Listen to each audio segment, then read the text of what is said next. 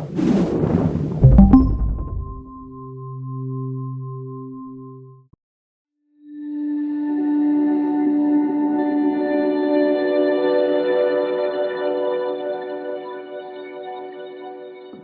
morning, everybody. And thank you, Ashil, Sarah, and Leanne, and Dhamamega for inviting me to speak on this occasion. I'm fundamentally a historian. I've been working on issues related to caste and caste inequality for the better part of my life while I was teaching in India and elsewhere. And now I've begun to engage with issues of race and other forms of ineffable hierarchy.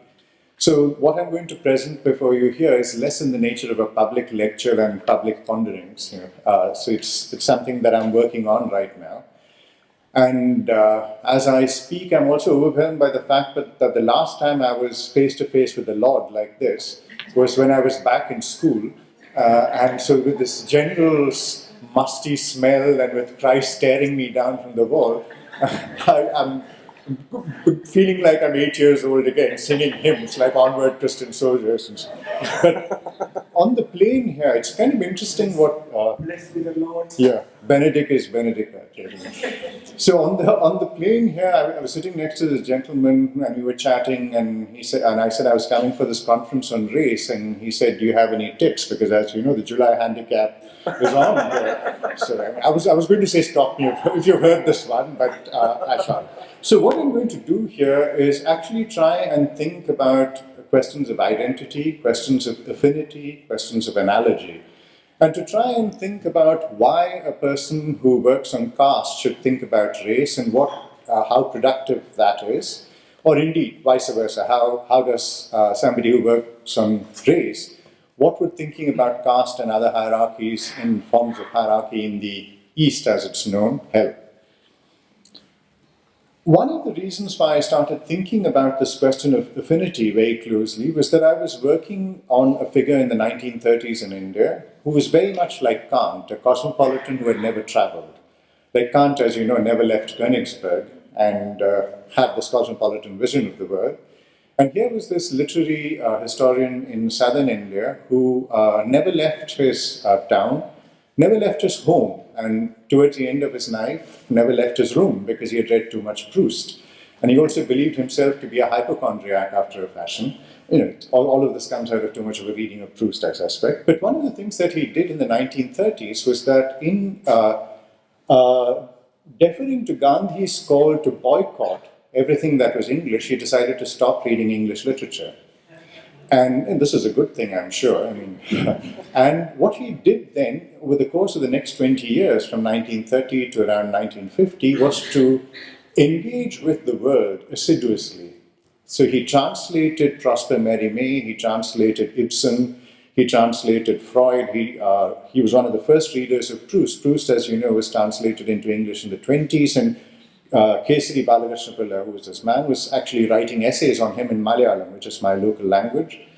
And he was creating a world for himself of elective affinities, a world that lay outside of empire, and a world that increasingly he began to reflect on through his own dilemmas regarding sexuality. Because the only thing that he wrote in English, he wrote entirely in Malayalam, and the only thing that he wrote in English towards the end of his life engaged with what he called the necessity to be polymorphously perverse, and trying to engage with the fact that he had been, in many senses, reading and writing about homosexuality, about lesbianism, and other forms of sexual activity. And this is something that he couldn't engage with people around him because there was too much of the shadow of Gandhian nationalism that lay on ideas of domesticity, ideas of celibacy. So Balakrishna created a world for himself. He created a world for himself through his readings, and even the death of local poets out of an excessive sentimentality, he would link to Chinese poets elsewhere in another century, another time. So there is this performative of affinity which actually takes him outside of empire, takes him outside of a subjecthood. But at the same time, if you were to fast forward to something that happened a few months ago, and that image that still doesn't leave my mind of two young girls, two young Dalit, untouchable girls in India who were raped and then strung up on a tree, that image that shocked and horrified all of us, but does not shock the conscience of the Indian nation, in the sense that that's where the case has ended. Nothing has happened to the people who did this act. And there were various parallels that were being made at that time. Billie Holiday's Strange Fruit. Of course, the lyrics were written by somebody else, but Billie Holiday's lyrics were all over the newspapers and the internet and so on. And suddenly in that moment, there was an affinity that was created where we exploded out of the nation to thinking about histories elsewhere. Histories of similar hierarchies, similar violence, similar atrocities elsewhere. And that's when I began thinking about this question of affinity rather than identity. What does affinity allow you to do? That affinity is something that arises from a question of experience. And again, I should come back to the question of experience, that when we think about race and non-racialism, there is a way in which we are allowed at times to transcend what is in our body and in our pigmentation. As we try and reach out across centuries, across geographies, we move out of a temporal myopia, we move out of a spatial agoraphobia, and we stretch out and establish connections elsewhere. And how do we think with that? So I've given you, there was a set of readings that I've given, and the set of readings are not prescriptive in that sense. I mean, reading them will not help you arrive at a better answer. But the readings are readings that I'm doing right now, which are fairly ragged in some sense. And one of the readings that I've given is from this Indologist called Brian Smith, who wrote a book called Classifying the Universe. And one of the things that he was trying to do was to think with the idea is it fundamental to human thinking to have distinctions and oppositions? Right? And he was going back to ancient Indian classificatory systems from the Vedas. So this precedes, it is not within the Christian era. We're thinking about a few hundred, probably a few thousand years before the Christian era, where there were these speculations on how do we think about social hierarchy and forms of classification. Is social hierarchy a distinctive form of hierarchy, or is it part of the classificatory mode of human thinking? And this is something that is part of an entire literature that exists on Indo-Aryan classifications of thinking. And here when we think Aryan, we mustn't think about what's behind us, Deutschland and other stuff. We're thinking about Georges Dumézil, for example, who wrote about the Indo-Aryan classificatory systems and the triadic forms of thinking. So is there something that is endemic, something that is inherent in human thinking that requires us to make distinctions? And Brian Smith's chapter, which is part of the reading, looks at how forms of hierarchical thinking in India were part of the general classification of the universe, so that you were thinking about humans, plants, colors, various things across, and gods, the distinction between earth, sky, and heaven. All of these were part of a larger classificatory system where it's a very random kind of list, but there is a logic, there is an order to this. And so to say that somebody is black and therefore lower in the hierarchy is not just a condemnatory hierarchy, it's also linking that person with plants, colors, and various other things within a larger system. And it is something like that Bohesian list, which we had at the beginning of Foucault's Order of Things, which is seemingly random, but it reflects something that is much deeper, the necessity to classify, the necessity to create taxonomies, the necessity to create hierarchies. And what Brian Smith emphasizes here is the principle of hierarchical resemblance through affinity. What links together red, the upper caste, and a particular kind of flower? It's this movement across space and time, creating a hierarchical resemblance through affinity, where space, time, and entity are brought together. So this is an idea that I'm trying to think with, the idea of affinity and analogy. How do we create a sense of being in the world through affinity and analogy? And this relates to questions of race, it relates to questions of environment, it relates to questions of the human and the non-human. Because very often our social science, as we all know, is anthropocentric in the ways that we think about things. We do not think about ourselves within a larger hierarchy in the universe, the fundamental hierarchy between human and non-human, for example. So the lecture is in broadly 3 parts. I was given 2 hours to lecture, which I thought was very Indian. It's only people in ancient civilizations who speak for 2 hours and expect people to listen. But then I realized that we've been given, and I was told I could speak for an hour and a bit, and so that's what I shall try and do. And I hope to keep your interest and attention for that long. Hierarchy isn't the coolest thing to be speaking about.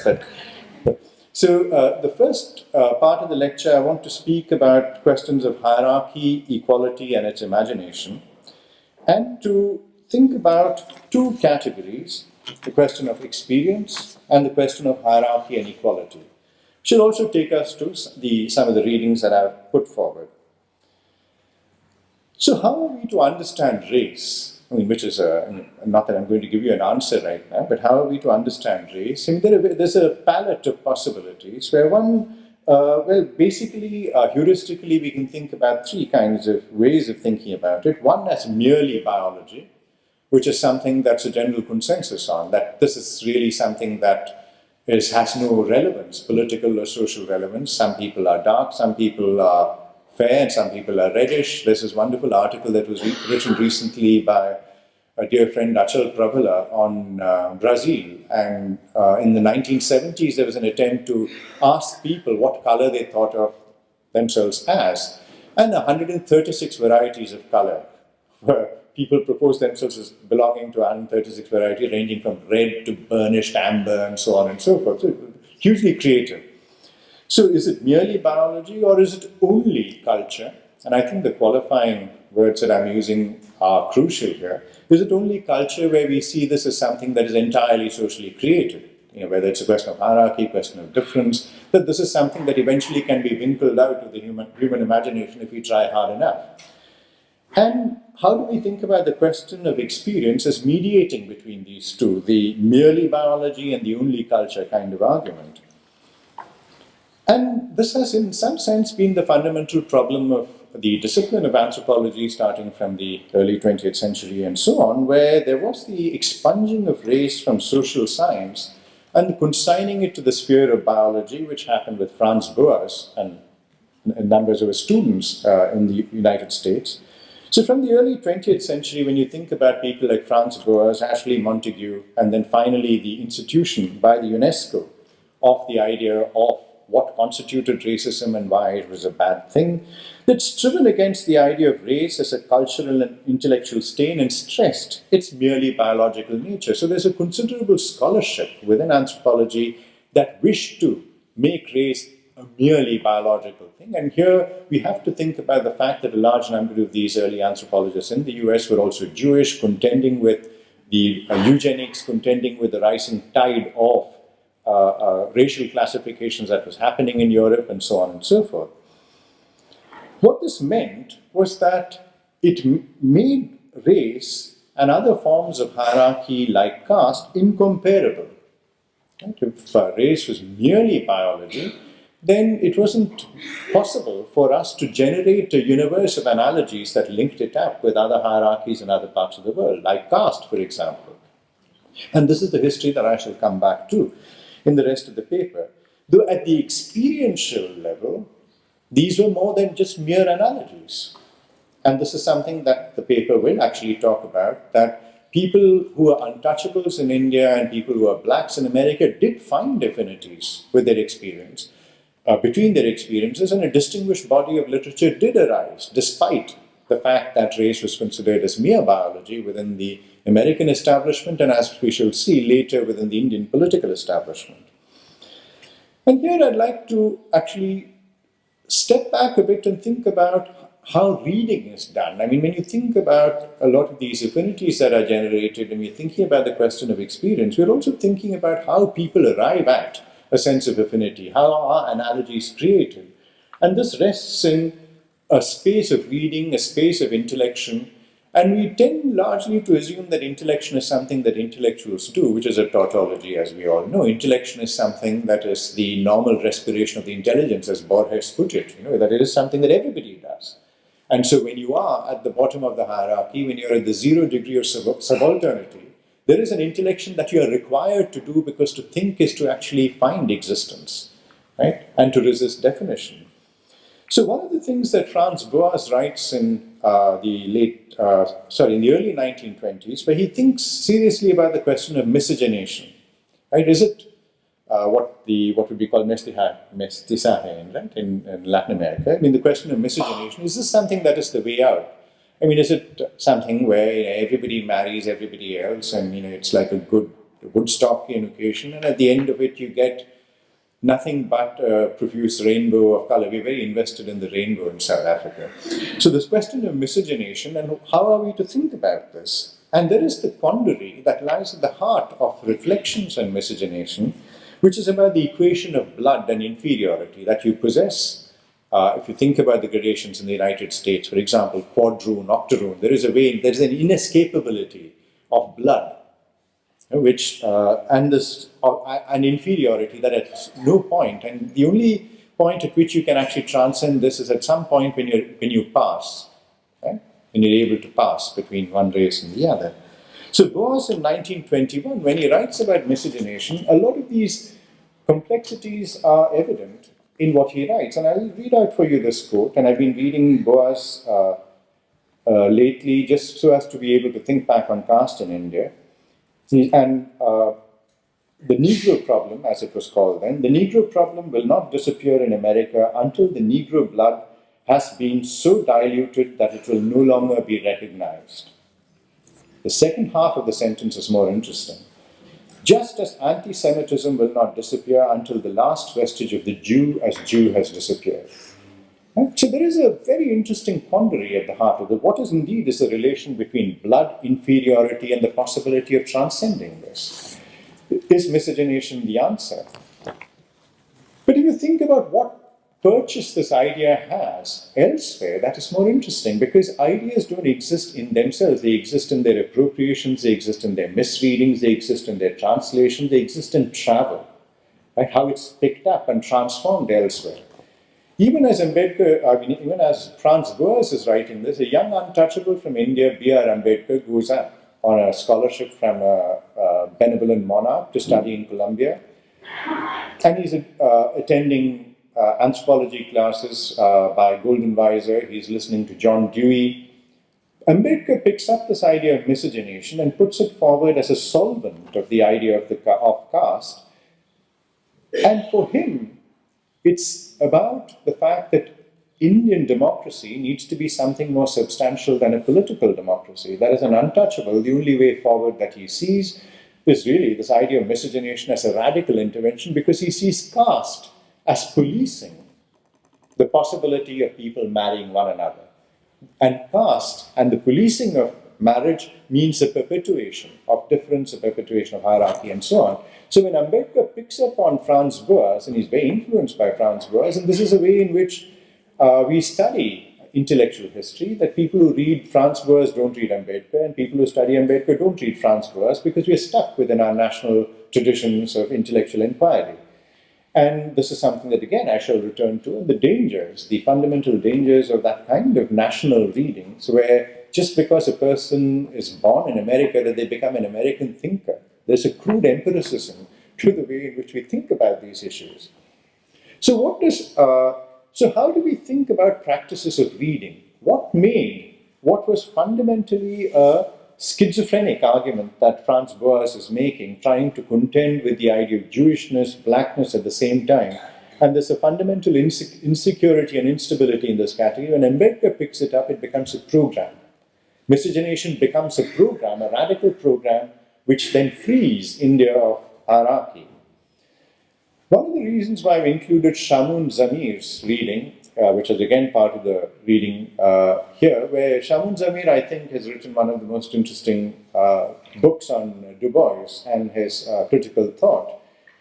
And one of the things that Zamir does in the chapter that I have included in the reading is that where he looks at how Du Bois reads Hegel, right? And where in Du Bois, as some of you, I mean, I shan't get into a discussion of this. Du Bois is like mother's milk to most American academic work. I mean, everyone reads him.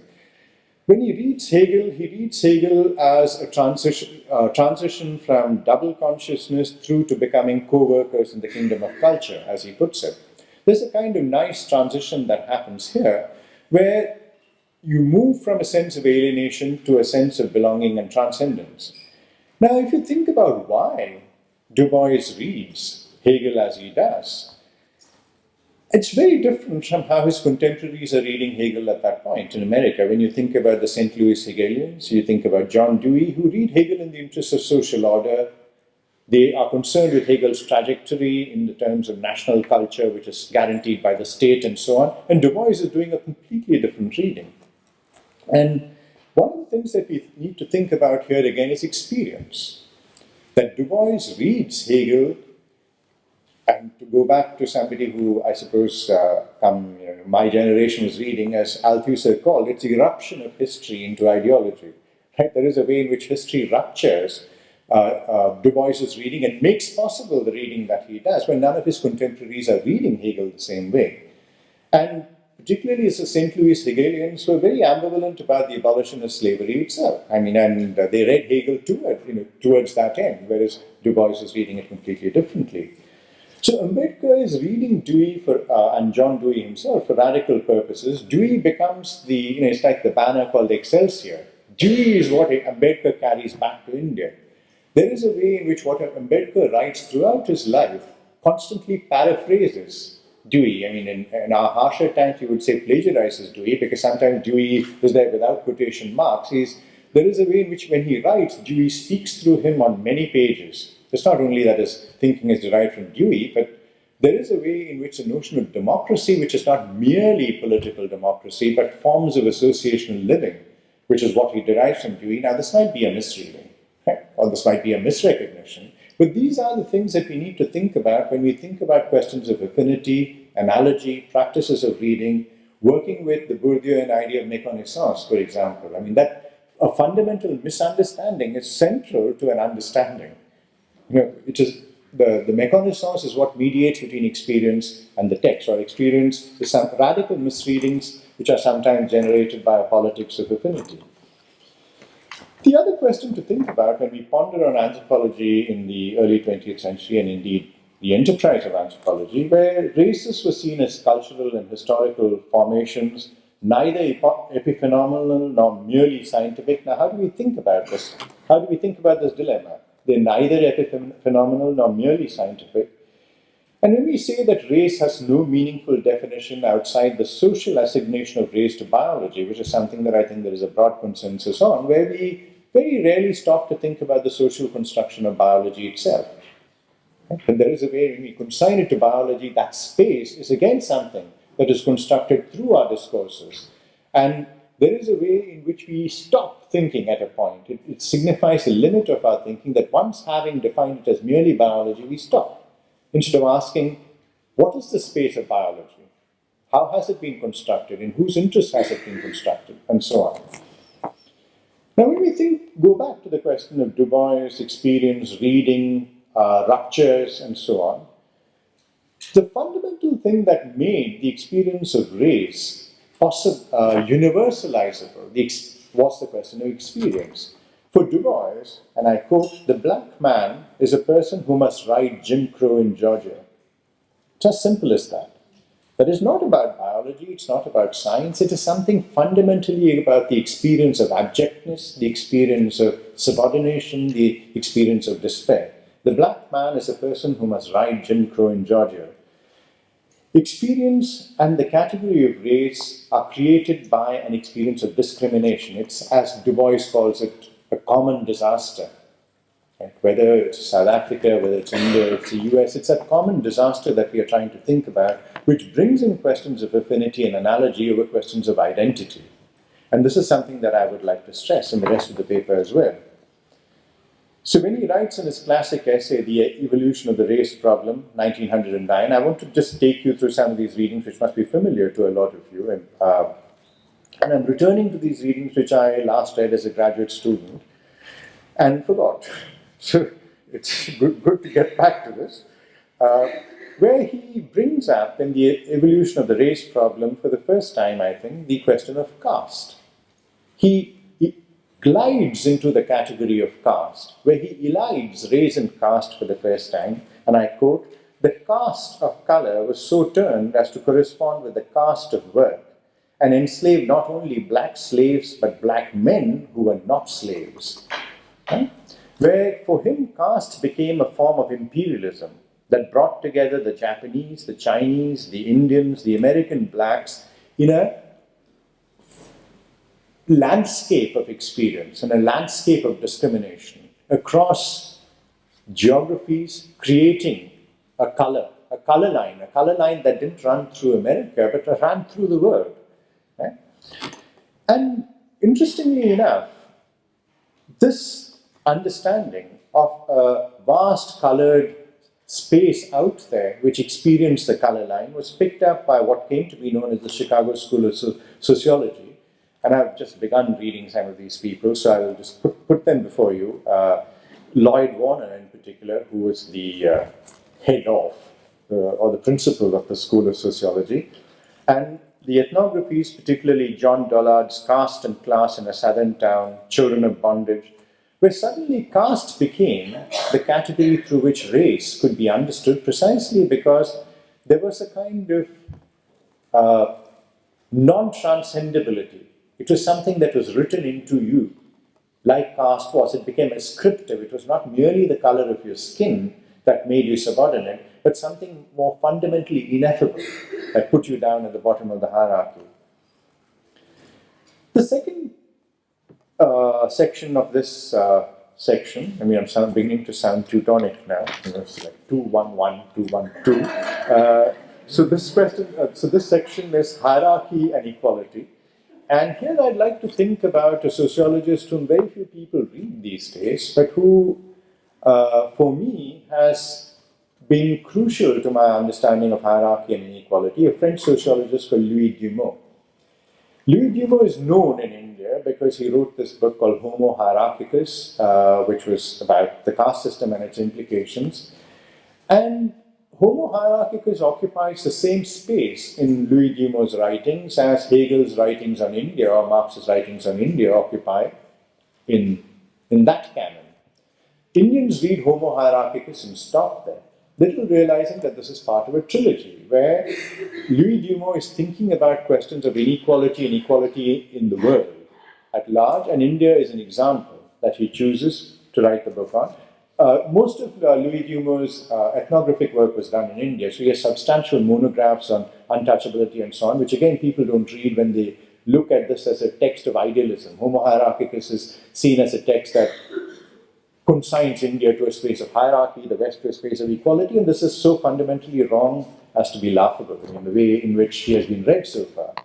Because the trilogy consists of a book of 3 books, essays on individualism, where he reflects on whether the West does have individualism and equality as opposed to India. He's got a series of essays called From Mandeville to Marx. So if you're reading Homo Hierarchicus, it has to be read alongside From Mandeville to Marx and essays on individualism, because the trilogy reflects on questions of holism and hierarchy versus individualism and equality. And the fundamental question is, does equality exist anywhere? Except in the abstractions of our understandings of oppositions. That in order to have hierarchy, we need equality. In order to have equality, we need hierarchy. That's again a fundamental, to go back to the very beginning of the lecture, is it a category of human thinking? A fundamental structure, deep structure of human thought. Louis Dumont argues that the Western in the West, there is a misunderstanding of hierarchy because it conflates hierarchy with power and is seen as synonymous with social stratification. Because caste and class are seen as phenomena of the same nature. So to put it briefly, caste and class, same difference. But as somebody would say, wrong mistake, right? So it's this question of, can we run these two together? Is it so when we think about caste in India, we're thinking about another form of class, and there is a whole generation of French sociologists, including Claude Meillassoux, who have argued that it's a form of congealed class, and so on and so forth. The adjectives multiply as people get into these kinds of comparisons. But if we think about this argument that I began with, and we think about how do we understand hierarchy, and we take a long view, if you think about the question of hierarchy, it has been implanted within particular moments in history.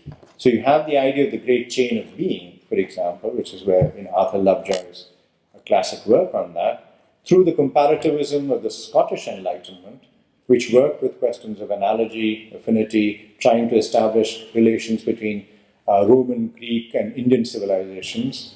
The idea of civilizational hierarchy, which becomes prominent under colonialism, and this is like a history of the world in 10.5 chapters, right? And 400 years in one sentence. And finally, we have the notion of human rights, which is which is enshrined in our particular historical moment.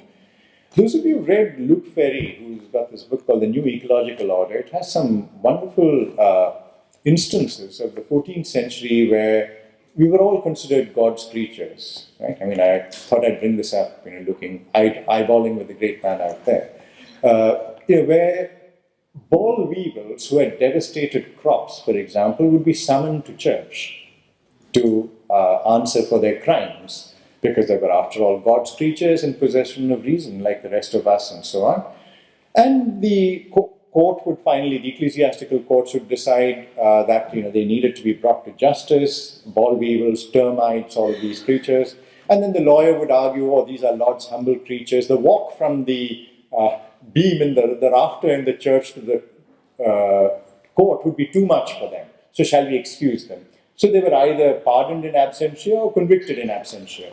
But there is a sense here of a hierarchy where, as Luke Ferry argues, where the human and the non-human were part of the same hierarchy. And that's something that we have set aside. We've gone beyond right now. And what this lecture is concerned with is largely with questions of human-generated hierarchy, where we are really thinking about an anthropocentrism. So in modern societies at large, Dumont argues, there is a residue of hierarchy in the form of social inequality, but hierarchy itself is deemed unthinkable. Right? So you have social inequality, which is how we understand hierarchy, and so this residue, which arises from the non-thinking of hierarchy, is designated, as he puts it within quotes, by an expression that evokes inanimate nature and thus presents the phenomenon as devoid of human meaning, incomprehensible. We call it social stratification. It's almost something natural. It's like these geological layers that pile up across time. Or it's like sedimenting. And Dumont's contention is that racism in the West results from the attempt of democratic and egalitarian society to eliminate difference. It's what he calls shame-faced hierarchy. Right? In India and China, supposedly we are comfortable with hierarchy. Hierarchy is what we live with. But here there is a shame-faced hierarchy, the attempt of democratic and egalitarian society to eliminate difference, and he understands equality as the pathology of democracy. And this is a way in which one can actually think through what equality and hierarchy actually means. And when reading Dumont, one is consistently struck by the shadow of Hannah Arendt, a work on totalitarian society. And I'll read out a quote which will make clear to you some of the affinities there, where Dumont says, racism functions an old function under a new form. It is as it were representing in an egalitarian society a resurgence of what was differently and more directly and naturally expressed in a hierarchical society. Make distinction illegitimate and you get discrimination. Suppress the former modes of distinction and you have racist ideology. It is non-acknowledgement of hierarchy within egalitarian societies. It's a shame-faced hierarchy that actually generates forms of racism. It's this radical egalitarian belief in something called equality, a suppression of hierarchies which might be, in some sense, part of structures of thinking in society. And it's an argument, as you know, which echoes Arendt's Race Thinking Before Racism, where she addresses the question of how to live together after the abolition of slavery in America, for example. So the abolition of slavery generated the prospect of egalitarianism, which had to be mitigated through racism. Right? How do you live together? And how do you suddenly move to an idea that we're all white and black, we all occupy the same plane of thinking, experience, and thought? The next section looks at very important, takes its title from a very important work written by a very young scholar called Nico Slate, which is called Colored Cosmopolitanism. And it's a book that came out from Harvard 2 years ago. And what this book allows us, like with a lot of work that's being done in the US as well, like Gerald Horn's End of Empires, allows us to think about what colonialism did. Right? Colonialism, empire generated forms of modernity, generated the translation of the Enlightenment project. One could go on. There are certain narratives that are already familiar to us.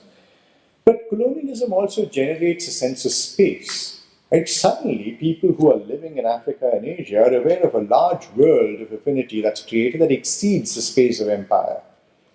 It's not as if, as Benedict Anderson argues in his book, it's not just the binary sense of relation that to think of Delhi is to think of London, where there's this binary relation between colony and metropole. There is a world that's created to think with and affinities which are generated in those spaces. And the rise of racial hierarchies, which goes alongside empire, from the demise of slavery to the and emancipation to imperial rule in Asia and Africa. So there's a long arc from the abolition of slavery to imperial rule in Asia and Africa, where racial theories, color, caste, all of these are part of the racialized national spaces that are being generated in Africa, in Caribbean, in Asia, and of course the USA. And it's interesting that if you think about 1898 and the United States and the engagement with the remnants of the Spanish Empire, the United States and Philippines, for example, which generates that famous poem by Kipling, right? Of pick up the white man's burden, the savage wars of peace, fill full the mouth of famine, and bid the sickness cease, and so on. I mean, much though I hate the poem, it's just got a ring to it. So there's the post-1898 sense of the unity of Anglo-Saxons. And 1898 is a moment where there are two kinds of affinities that are being created. A sense of an affinity of being white across the world, and the transnational spread of the word nigger. Because the word nigger comes to be used not only of blacks in America and in Africa, it comes to be used of Indians in India. That they're merely people who are merely black, who lie outside the space of civilization. So there is a kind of circulation that happens as a result of the 1898 intervention and the idea of the Anglo-Saxon race, that it creates its other at the same time. And this is what then generates, so this invidious distinction then generates possibilities. So in 1873, the first lower caste intellectual tract in India, a tract called Gulamgiri, slavery. And here is a man who is Jyotirao Phule, who is writing about untouchability and lower casteness in India, and chooses the metaphor of slavery to address the issue of untouchability. And it begins with a dedication to the people of America who have caste of slavery. So there's a reaching across the ocean, a sense of affinity, a sense of this analogy, where suddenly caste and race come together in the mind, where an untouchable intellectual on the western coast of India can think about the idea of race as being caste. And at the same time, if you think about Du Bois writing at Fisk University, where he was from 1805 to 1888, he speaks of the common experience of colored folk from China and India. And he's able to think of the color line. In another space elsewhere, in 1903, Mahatma Gandhi, who is then a South African, for all intents and purposes, writes of Booker T. Washington, trying to think about the problem of race in the settler colony of South Africa, trying to think about the experience of Indians. He thinks about Booker T. Washington and Tuskegee, even as he marked black people as less civilized than Indians.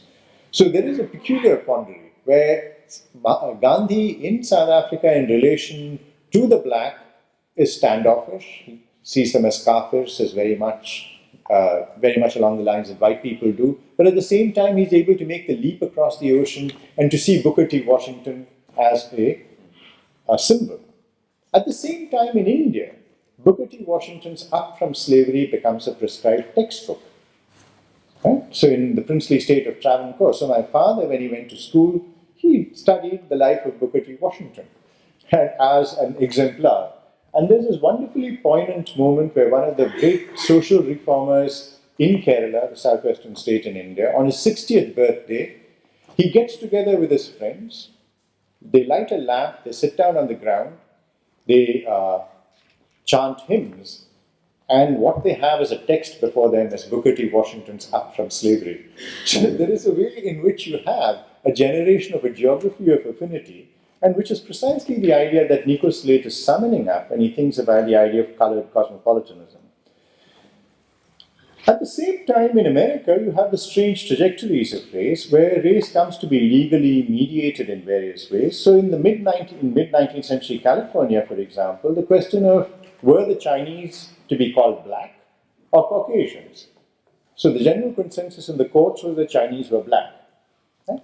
This was the mid-19th century. Between 1908 and 1922, 69 Indians gained American citizenship claiming Aryan status, saying we are Aryans, and they said that's fine. So questions of color didn't come in, it was a question of blood and racial affinity. In the 1910 census in America, pure blood Hindus, again the question of blood, were deemed Caucasians, right? Though classified with non-white Asiatics. I mean, it's interesting how the idea of Caucasian comes up in around 1775 with Blumenbach, who believed that the most beautiful people came from the Caucasian mountains, hence the origin of the word Caucasian.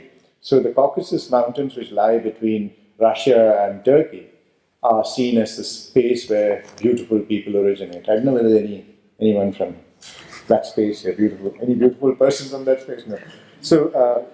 So there is a way in which these various mediations that we are talking about and these various reachings across geographies. And so when Indians then travel, Indian nationalist leaders travel to America, they're traveling within the space of empires. So one of our most important nationalist leaders of the early 20th century, a man called Lala Lajpat Rai, who is martyred, as they say. In a demonstration, he's beaten with these big sticks and he dies. He wrote a book called The USA, A Hindu's Impression in 1919, where he made a comparison of black people and Indians, and he argued that the blacks in America suffered more than the untouchable. Now, at first glance, this seems like a gesture of affinity, but at second glance, you see that this is a nationalist position. But this is, blacks suffer more than untouchables. In India, we have forms of hierarchy, but they are much less worse. And so the use of the Negro or the use of the black in nationalist discourse in India became a means of ranking injustice rather than to suggest solidarities. So here again, when we think about questions of racialism and non-racialism, they're happening in particular historical conjunctures, they're happening within particular arguments, they're addressing particular interlocutors, and it's all of those particular contexts. And being a historian, I'm constantly aware of these contexts when I attempt to make a larger argument.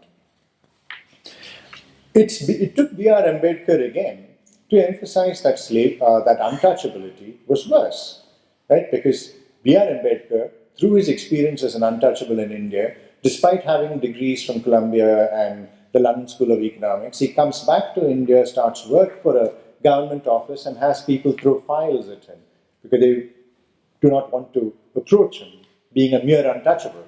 So for him, this question of blackness and untouchability is something that is experiential, which, unlike Lala Lajpat Rai, who happened to be an upper caste Punjabi.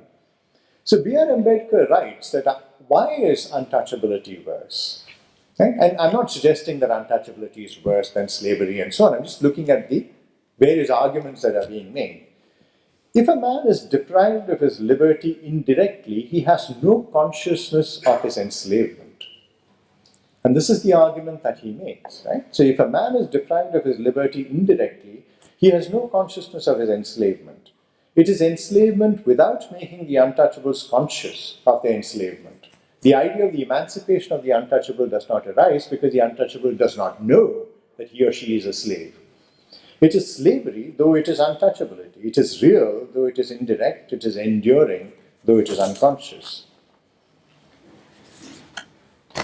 The final section of the paper, I want to look at the conference that was held in Durban in 2001, the World Conference Against Racism, Racial Discrimination, Xenophobia, and Related Intolerance, and to get back to a point that I raised earlier, the question of national sociologies, national forms of understanding, and the question of transnational affinities. And it's this constant dialectic between the two that I've been trying to speak about in this paper. So it's in Durban that these two histories start coming together in a very profound way.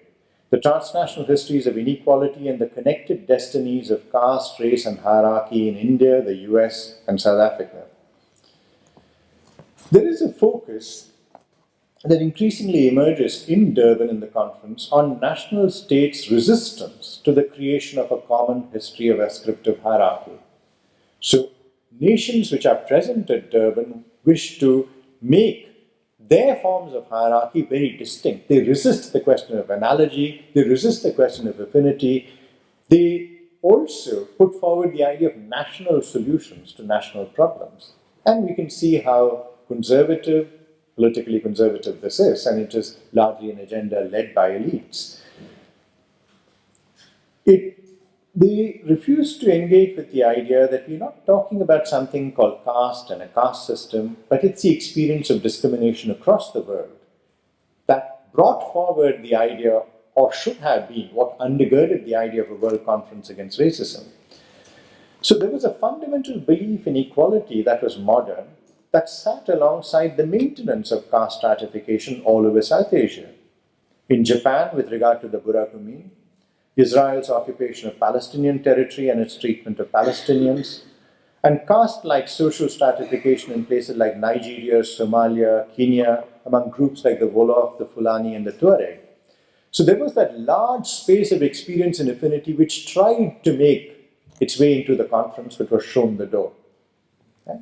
Because analogy and affinity fundamentally undercut the idea of identity, which is central to the politics of national assuaging or national amelioration of hierarchies.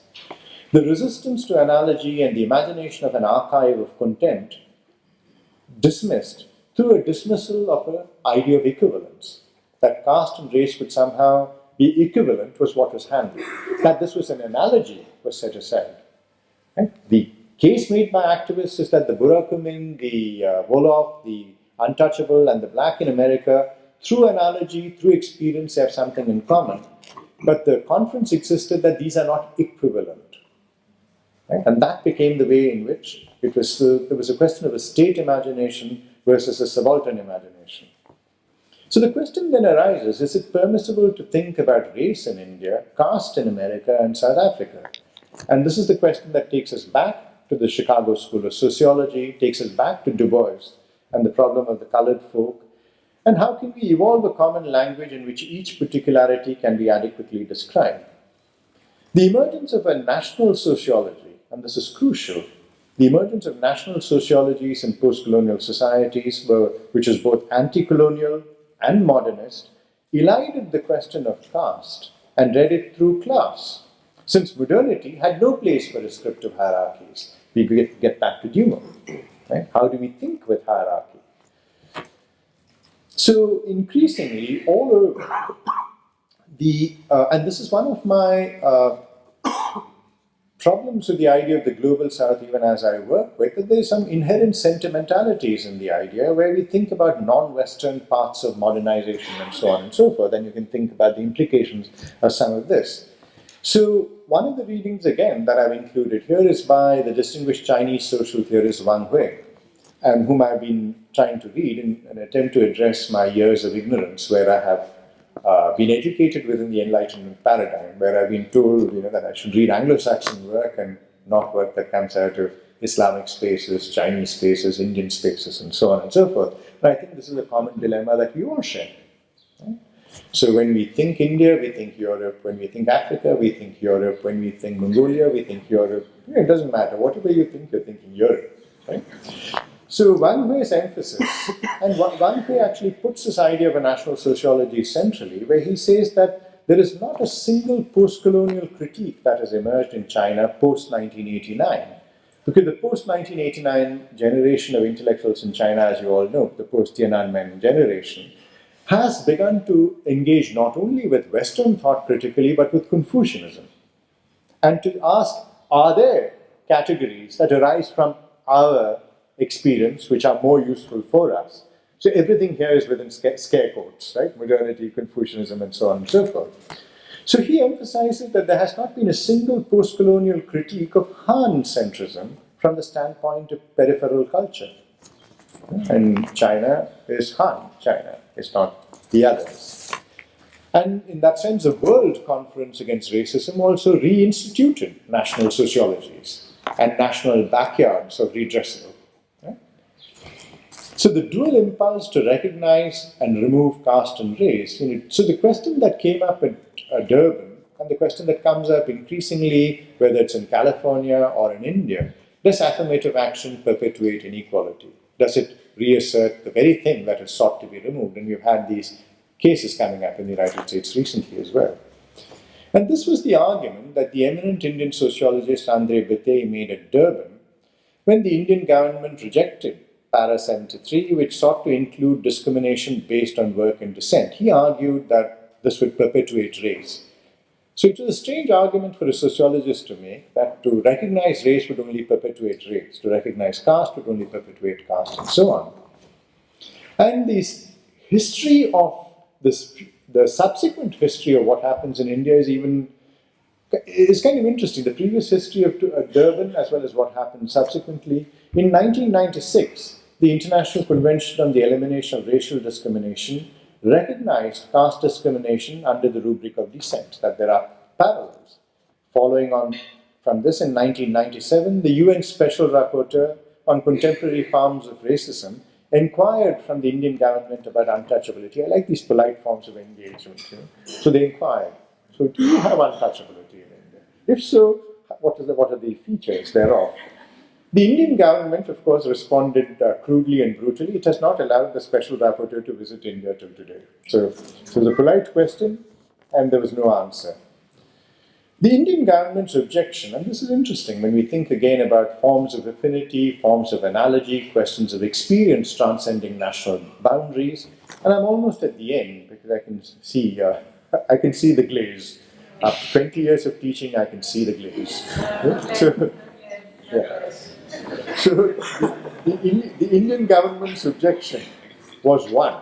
And it's interesting what the Indian government's objection at Durban and subsequently has been. One, caste is not race. That was not the argument that was being made. It was not a question of identity. It was not a question of caste being equal to race. But they said caste is not race, therefore we need not get into this. Secondly, there are internal mechanisms to address the issue. Okay? This is the same question that comes up when a man beats up his wife at home and the police come to the door. He says, the internal mechanisms for it. The third is change is a slow process, said the Indian government in a profound philosophical statement. Change is a slow process. Give us time. And so you could ask, is 2,000 years not enough? Yeah, but Hindu cosmology likens time to, what is eternity, asked the Upanishads. And the answer is, if you imagine a huge mountain, and you imagine an eagle flying past the mountain every day, and the flap of the wing scrapes the tip of the mountain, a bit of the mountain wears off. Eternity is when the mountain no longer exists. So what is 2,000 years? So to get back to this question of experience, analogy, affinity over questions of identity,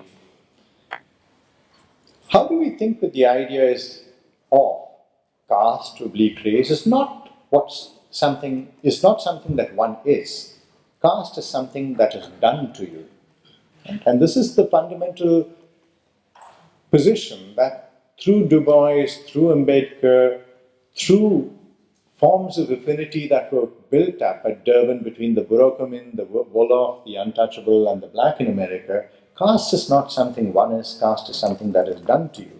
Very similar to Fanon's statement in Black Skin, White Mask, where a child points him out and says, look, a Negro. It's what Althusser would call interpellation.